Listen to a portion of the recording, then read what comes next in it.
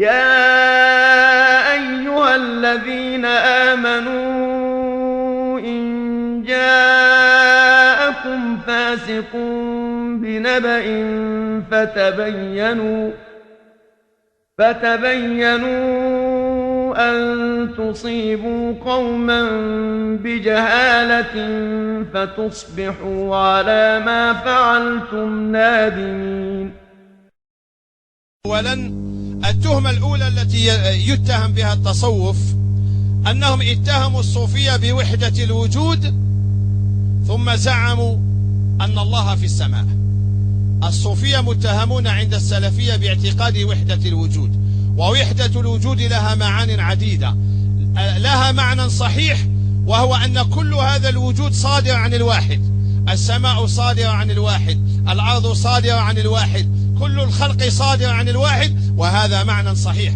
ولكن لها معنى باطل، وهو امتزاج الله بخلقه، كما اعتقد النصارى في التثليث، كما اعتقد النصارى أن عيسى هو ابن الله.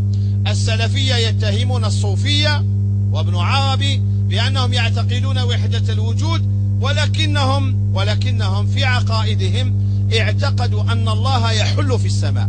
الله عند السلفية موجود في السماء، والسماء خلق من خلقه، فكيف يحل الخالق في المخلوق؟ من الذي يعتقد إذن وحدة الوجود؟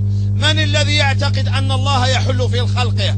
الذي يعتقد أن الله في السماء أم الذي ينزه الله عن المكان؟ تعلم الناس أن الله تبارك وتعالى موجود حقيقة في السماء، كوجود النجوم، كوجود القمر.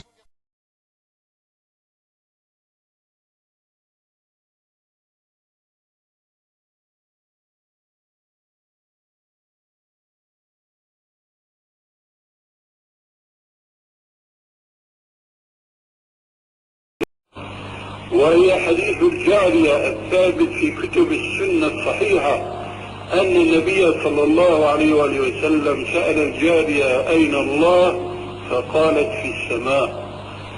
فأنت تبعا للشيخ عبد الله الهرلي تنكرون هذا الذي أقره الرسول عليه السلام من القول من الجارية إن الله عز وجل في السماء، علما أن ما قالته الجارية هو ما نص عليه ربنا عز وجل في القرآن الكريم في قوله في سورة تبارك: أأمنتم من في السماء أن يخسف بكم الأرض فإذا هي تمور أم أمنتم من في السماء أن يرسل عليكم حاصبا فستعلمون كيف نذير.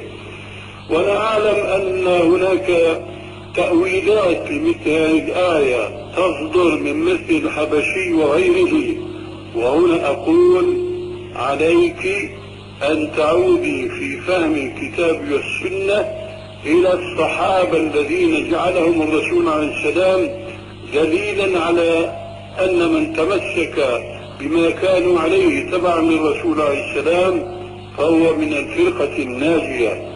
فهل علمت بواسطة كتب الحبشي أو غيره أن أحدا من السلف أنكر هذا الذي أنكره الحبشي من القول بمثل ما قالت الجارية إن الله عز وجل في السماء؟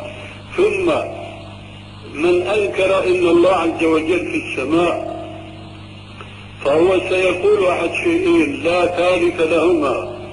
الشيء الأول أنه تحت السماء، وهذا كفر صريح بواح، وإما أن يقول إن الله في الوجود كله كما يقول به المعتزلة قديما صراحة، ومن تشبه بهم حديثا ضمنا وليس صراحة، حيث يقولون بمناسبة وبغير مناسبة الله موجود في كل مكان، الله موجود في كل الوجود.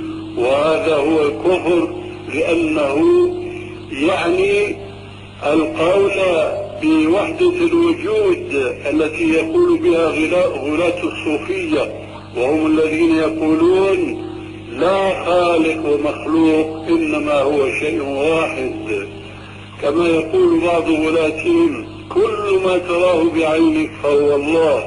ويقول آخر لما عبد المجوس النار ما عبدوا إلا الواحد القهار، ذلك لأنهم يعتقدون قول الطبائعيين والدهريين أنه ليس هناك خالق متميز بصفاته عن المخلوقات، ما هو إلا هذا الدهر.